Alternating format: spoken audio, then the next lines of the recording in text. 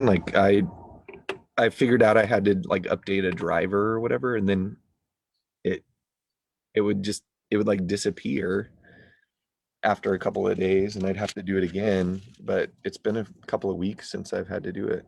So Yeah, I mean it's loud and clear, and it was last time too. It never dipped at all. So yeah, that's good. yeah, All right. it's like we're on. Yeah, cool. All right. It never dipped at all. So Good, good. Is that going to be like your office in there that you guys are unpacking? I don't know actually. Right now, this is just the room that doesn't get used. I think it probably will be. It's gonna be probably be like an office, and like Emily does a lot of like craft things. I don't know if you've ever seen the alphabet cards she Okay. does. Yeah. Right, she does things like that, or just makes stuff. Makes anytime one of her sisters has a baby, she makes a quilt for them and stuff like that. So I think it's possible what we may end up doing is like taking the door off of that closet right there and put like a desk and shelving in there for her to be able to have like a little workstation, and then probably in this corner have a desk for me, I think.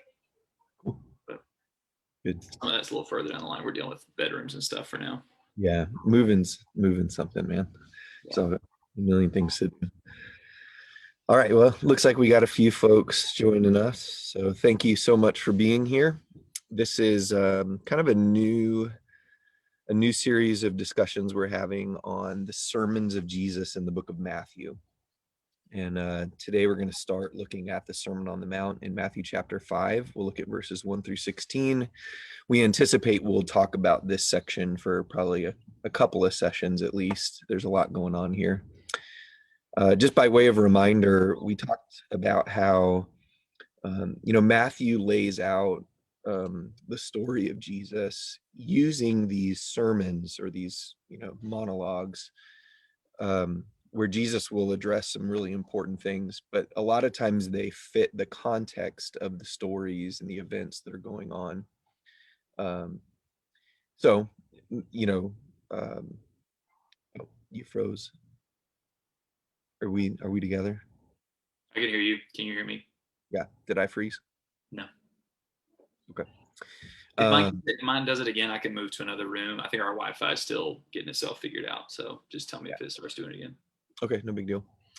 Um, Now, before we read here in Matthew chapter 5, this first section in Matthew, it's been pretty clear if you read it the right way that Matthew's trying to heighten excitement about the fact that the king has come, the son of David, the son of Abraham, the Messiah.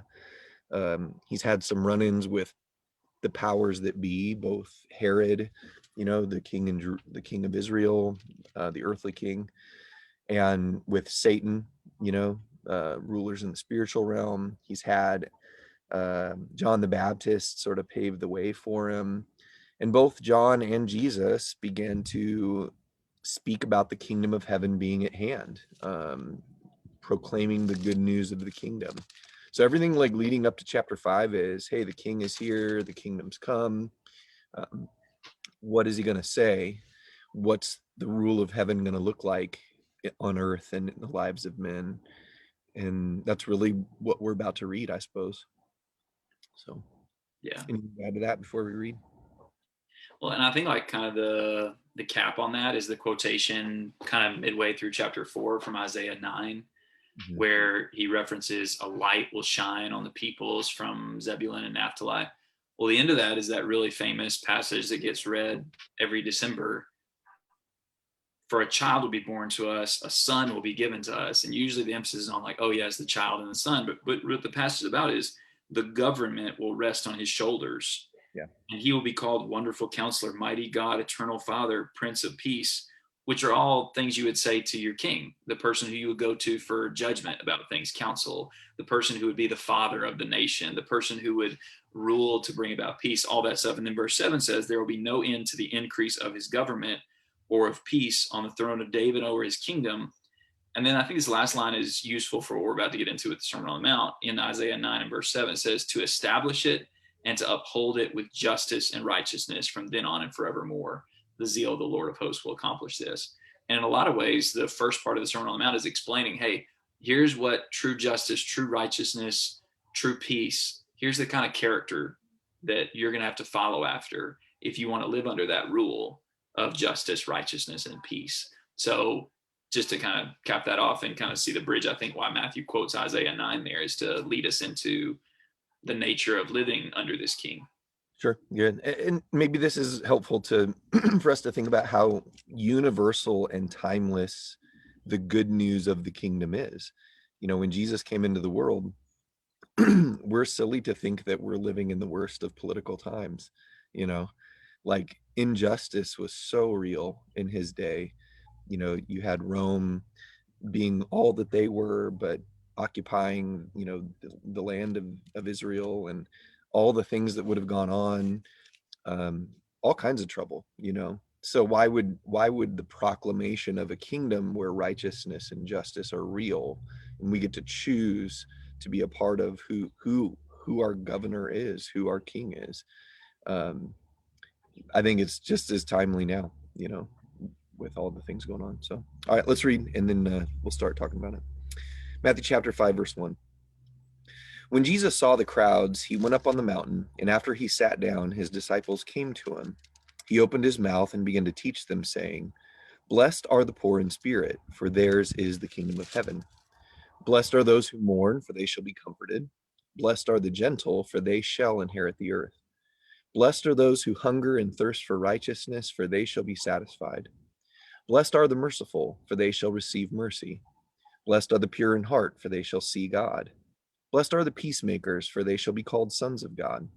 Blessed are those who have been persecuted for the sake of righteousness, for theirs is the kingdom of heaven. Blessed are you when people insult you and persecute you and falsely say all kinds of evil against you falsely because of me. Rejoice and be glad, for your reward in heaven is great. For in the same way they persecuted the prophets who were before you. You are the salt of the earth. But if the salt has become tasteless, how can it be made salty again? It is no longer good for anything except to be thrown out and trampled underfoot by men. You are the light of the world. A city set on a hill cannot be hidden. Nor does anyone light a lamp and put it under a basket, but on the lampstand, and it gives light to all who are in the house. Let your light shine before men in such a way that they may see your good works and glorify your Father who is in heaven. I'm sure I heard it before, but the first time I really remember hearing somebody talk about the Sermon on the Mount in a way that really impacted me, I was a teenager, and it was Paul Earnhardt was doing a class on this at a camp that I was at.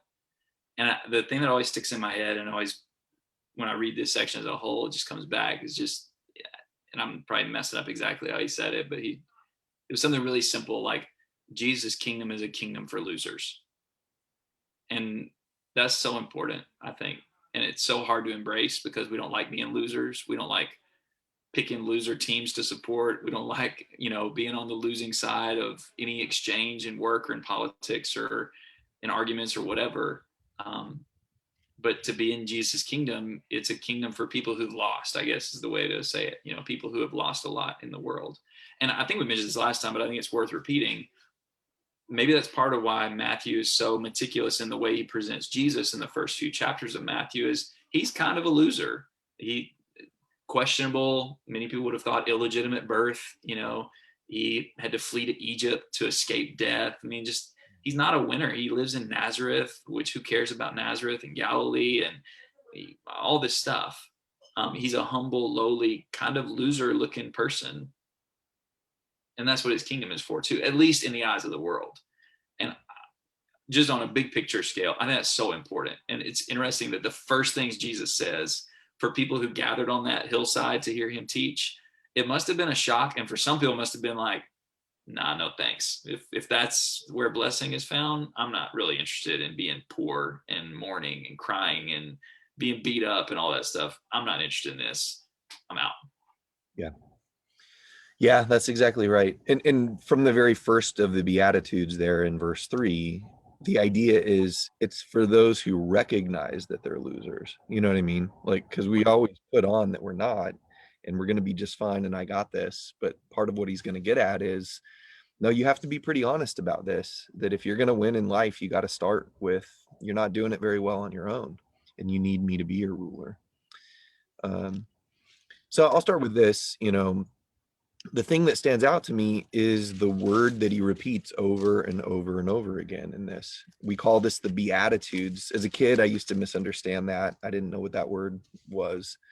I thought it was like a compound word, be, and attitude, and we were supposed to have the attitude that this is what we wanted to be. Like that was, probably till I was 30. No, I'm just kidding. Like you're swinging a miss, really? That works. Yeah. But it's just it's just the Latin word for blessing. But this word is so cool to think about, that Jesus begins his, the first time the King of heaven and earth like addresses earth, he starts with this word blessed. Blessed are, blessed are, blessed are. First lesson here. The whole point of being a part of the kingdom of God is that we're supposed to have blessed lives. We're supposed to be people like this. And if we aren't, then we've sort of missed the whole point of what it was he was coming to bring. It was good news about a kingdom.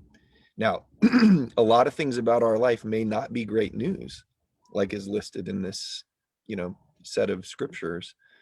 But by changing our perspective and understanding what God can do with our circumstances, we are supposed to be living lives that are a blessing and blessed. So I think it's maybe important to talk a little bit about that word, what it means, why it's here, how the first listeners to it might have kind of gotten excited. Um, it maybe he paused after he said, blessed are, and you think all the religious elite people who were listening to him like kind of puff their chest out, and he's about to talk about us, because we're obviously the blessed ones. And then he just blows their minds with what he says. You want to say a couple things about that word? Well, yeah, I also think about and these were all Jewish people. I mean, there may have been a few centurions creeping around the edges, but I mean, for the most part, they were Jewish people. So I like the way you said that. If Jesus had paused, like just kind of looked around, what do you guys think I'm about to say? Right. I think for most Hebrew people, Jewish people, they would have thought, blessed are the children of Abraham, for theirs are whatever. Blessed are the people of the covenant, blessed, and that was all true. But Jesus kind of recalibrating, like, what does it mean to be a child of Abraham? What does it mean to be true Israel? What does it mean to be a part of David's eternal kingdom? Like all these blessings that God had pronounced throughout the centuries, and that they would recite in their psalms and in their prayers, and as they told their story, as they took Passover and all that stuff. And Jesus saying, all right, guys, listen, you're going to have to, you said this earlier, it's people who are choosing to recognize that they're losers, or people, you're not just automatically in the kingdom. This is a choice. Are you going to follow me? I mean, the end of chapter 4, the last little story before this is him calling some just lowly dudes, but guys who were doing all right. I mean, they were lowly, but they had jobs, they had businesses they were running. And Jesus said, you need to follow me. And so this first part is about, hey, are you going to choose to be a blessed person? Are you going to choose the blessed path? Are you going to be a person who's poor in spirit and who mourns and all the stuff that we'll get into?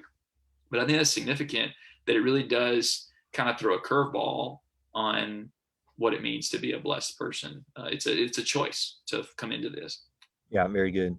And I think it's hard for us in English to find the right equivalent word that Jesus is using here. Maybe you've heard people say, well, the word blessed means happy. Yeah. And then we of course get into a conversation that's kind of a weak word, because our word for happy is what happens to us, what's happenstance. And that doesn't seem to be what Jesus is saying, is you're going to find joy because of some circumstantial thing in your life. It's almost contrary to that. It's like no matter what circumstance, you can find this state of blessedness or joy. I think it's Barclay in his commentaries talks about how the people of Jesus' time would have used this word Makarios to describe the island of Cyprus.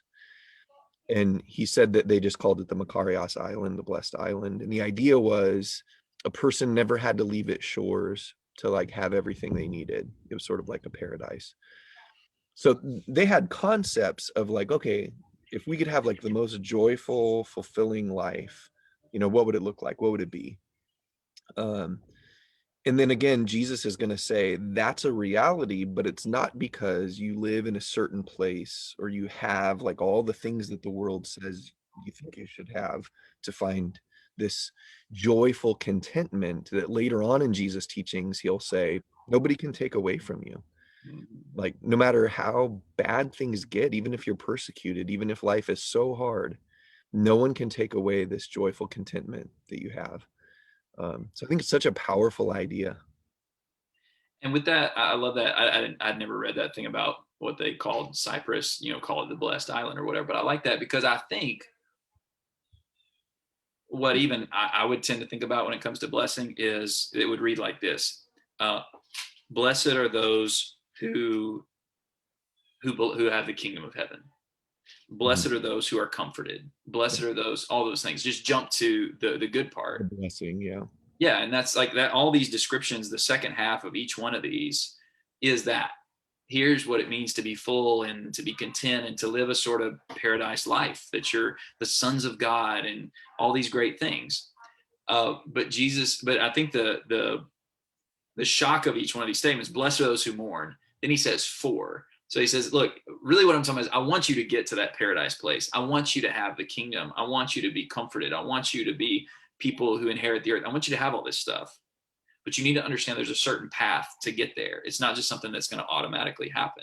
So that's why you're blessed if you're poor in spirit. And that's why you're blessed if you mourn and you're a peacemaker and all that stuff, because that's the pathway into all these blessings and all these great things.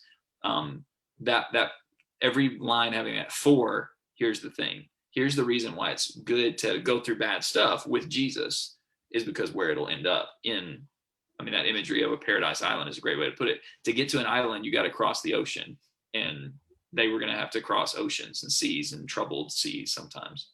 Yeah, good. Well, let's kind of work through these because I think honestly we could take a session per beatitude if we really wanted to, because they're so rich and awesome. Yeah. Um, but starting with the first one, blessed are the poor in spirit, for theirs is the kingdom of heaven. You'd expect that he would have said something like, blessed are the rich in spirit, like the people who are really going to belong to me and the people who are really going to understand this whole thing about my reign are the people who've already got their act together spiritually, that if you look in their bank account, it's full of spiritual life and like resources. But he flips that upside down and he's like, no, it's not like that. The truly blessed people who are going to find my rule and my reign start with the fact that they know they're bankrupt spiritually, that they don't have any capital to pay God off with, and they're looking for help. They're looking for something. The reality is, who wasn't poor in spirit when it comes to that when Jesus came into the world? Like, everybody was. Everybody lacks, the capacity to be pleasing to God on their own merit. I think what his point is these are people who would know it and feel it. I think I heard Ralph Walker say one time, they know they've got a hole in their soul and they're looking to fill it. Um, these are the people that are really going to find joy if they respond in the right ways. Melanie made a comment on there about how these first couple of verses are the attitudes that bring about change. And I'll say something about that in a minute. But the beginning attitude that's going to bring about change is a recognition of our spiritual poverty. And there's going to be joy in that. Yeah. Yeah. So here's the tricky part about this one for me. Sometimes I think I've had problems with, and also trying to talk to certain people about this who I think wrestle with. One way of thinking about poor in spirit is just recognizing I'm bankrupt. Right. I'm not. I can't pay my own bills with God, and I need His grace to lift me up. Um, I also think there's a manifestation of what could appear to be poor in spirit that I don't think is exactly it. Maybe I'm missing something though. It's just where I just feel bad about myself all the time. I'm just down on myself. I talk bad about, even maybe after I become a Christian, I'm never going to be good enough. And I'm always talking bad and I'm always thinking bad and all that kind of stuff. Um, that seems like a hard line to walk as a Christian, where I recognize I'm not good enough. It's only by God's grace that I have any kind of hope, and I need to fully rely on Him and trust in Him and obey Him, because I'm not good enough on my own. I've got that hole in my soul. But then it seems to me you can end up taking that spirit or that attitude and that choice to recognize that and end up never actually embracing the riches of Christ, never believing you have the kingdom, in other words. So I don't know, how do you think we should talk about that, or think about that? I don't know if I'm even making sense, but I think that's a hard one to deal with. Yeah, I totally understand what you're saying. And this goes back to what I was commenting on, what Melanie's statement was about verses 3 through, I'm going to include verse 6. She said 3 through 5. I think these first four Beatitudes are progressive and actually deal with the problem you're talking about. So like, let me sort of lay this out this way about these first four Beatitudes. Um, one of the hardest things for me to do when I talk to people about God is to get them to come to the understanding that they are poor in spirit, that they need God's help. Most people want to defend themselves and say, no, I'm a good person. I'm fine. I don't need any help. Like, I've got this. Before you can give people the good news, you kind of have to deliver the bad news, but a lot of people don't want to hear the bad news. Okay, so let's say that you convince somebody of that. They're poor in spirit. In fact, I remember in high school one time, there was this kid who just said to me outright, he was like, oh man, I know I'm a sinner. I'm like the worst sinner ever. Like, this kid was totally he recognized he was poor in spirit. And I kind of got excited. I was like, oh man, finally somebody that doesn't think they're awesome. But then he said, yeah, I'm the worst sinner ever. When I die, I'm just going to go straight to hell. Me and the devil, we're going to pop open a couple of beers. Okay, so did he recognize he was poor in spirit? Sure. The problem was he didn't do the second beatitude. Blessed are those who mourn. There's got to be a recognition about what this means. This has to trouble us. Yeah. Look, if I shrug it off, or if I just say, well, everybody's poor in spirit, no big deal. If we don't mourn, we're in huge trouble. But this gets to your point. What if somebody stays there? They walk around the rest of their life like mourning, oh, I'm such a bad person. I'm so terrible. I've done so many things wrong. Okay, legitimately, are they poor in spirit? Yeah. Are they mourning? Absolutely. But there's a third beatitude, meekness. Like this idea that we would be willing to put our power under somebody else's control, a gentleness that yields to help. These first three attitudes, I know I'm a sinner. It bothers me that I'm a sinner. I'm willing to be meek and allow somebody else to take the reins of my life, and lead me to victory, really, is what verse 5 is going to say there. Like, I can't conquer the world on my own. It's beating me up. Like, how am I going to flip this? Our faith overcomes the world. I put my faith in God. I let Jesus be the controller. Now, these first three, though, how many people do you know that talk like that? Yeah, I'm a sinner. It bothered me. And I'm going to let Jesus have control of my life. That's all good. But that's still not enough. The fourth beatitude, blessed are those who hunger and thirst for righteousness, for they shall be filled. That's what's missing in a lot of people who say Jesus is their Lord. Like, that's a really quick snapshot of something that deserves a lot more attention. But I think those first four things that Jesus says in the Sermon on the Mount are brilliantly laid out as the path to satisfaction and salvation. I know I'm poor in spirit. I've mourned because of that, but I don't stay in my ditch. I give my power to somebody else's control. I'm gentle and meek to let him do it. And then I develop an appetite for what that really means.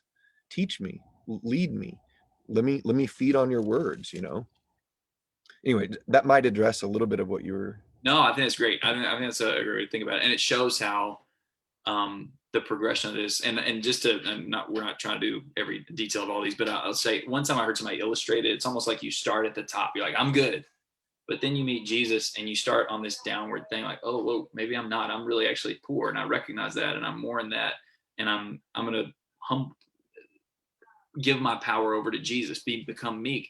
And then I'm at rock bottom. I'm hungry. Like, I want something. Once you go through all those steps, you become hungry. And if you ever hit that point of desperate starvation then you start coming up the other side, where now it's not just things that I'm changing on the inside, but actually I'm becoming something better. I'm becoming a merciful person.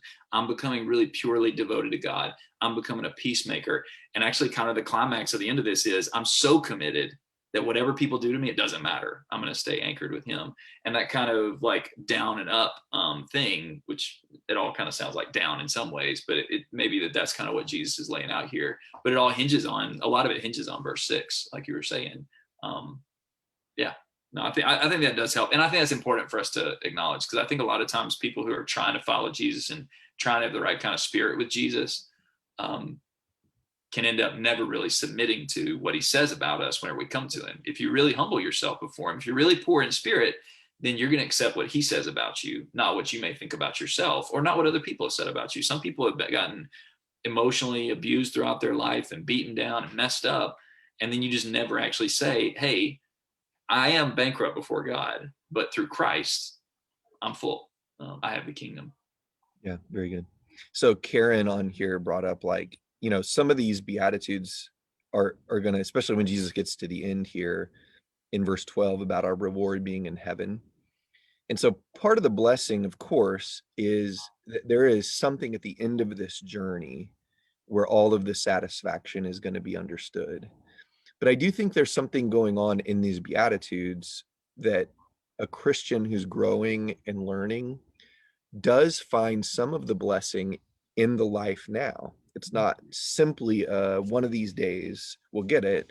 It's sort of a now and more later. And so, again, the hardest part about talking about this together is how much I want to say about it, like in how much It's fine. detail. It's fine. Go, go. But no, you go. Like, what are some of your Well, thoughts? and I think one way you see that, I mean, you kind of already mentioned it, but I do think it's worth saying. Verse 4, blessed are those who mourn. I think the implication is, and you kind of alluded to this a second ago, we mourn over sin and evil. Like those are the things Jesus mourned over, was wickedness in the world and sin. And we mourn first over our own sins. We should mourn over sins in those around us. We mourn whenever sin impacts our lives. We mourn that. That's why we mourn at death. I mean, Christians aren't just like, death's not a big deal. We sorrow as those who have hope, but we still sorrow because we see death as a mark of what Satan's done in the world, not what God's done in the world. But to your point about how there's a sense in which there's this real forward, hey, we're going to have the kingdom. If you're in the kingdom, then even when we mourn, we are comforted, because I know, hey, sin, Jesus will forgive me of that because I've come to him. Or, hey, the bad stuff is going on. I've mourned over wickedness in the world around me. But at the end of the day, I know what I have in Christ, and I know what other people could have too. So I'm comforted in that. I'm strengthened knowing that I don't have to remain in my sorrows. I don't have to remain in all that bad stuff. I know I'll ultimately be comforted whenever Jesus comes back. But even now, I'm comforted and I'm strengthened through all that. And of course, we see Jesus do that with people all the time, where he would forgive them of their sins and tell them, go in peace and all that sort of stuff. Um, and I think verse 4 is a really important one. And honestly, maybe a really important one. There's so much talk, and it seems to me a lot of the pain that of evil and sin in the world, a lot of us pivot toward anger. Whenever we see some immoral action being taken, some unjust thing happening to someone, we pivot toward anger. I think what Jesus says is, if you're going to be in my kingdom, you need to turn to mourn. And if you mourn, I can comfort you. If you become angry, there may be I know there's some things to maybe say about that, where maybe in some cases anger is appropriate to some degree. But the weight of Jesus's example and his teaching and his apostles' teaching is mourn, weep over that stuff, and let the love of Christ comfort you and the hope of Christ comfort you, so that you'll go out and keep on serving. Yeah, very good.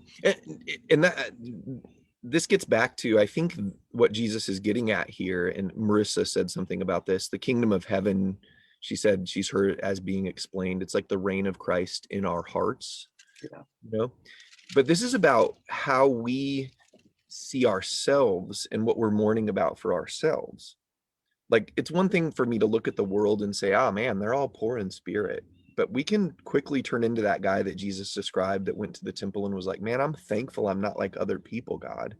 Like, they're all so messed up. And I'm, like you said, you get angry at the sin in the world. Like, oh my god, like, oh my word, like there's a political leader who's a bad person. I'm so angry about this. Okay, get it. Like, we understand.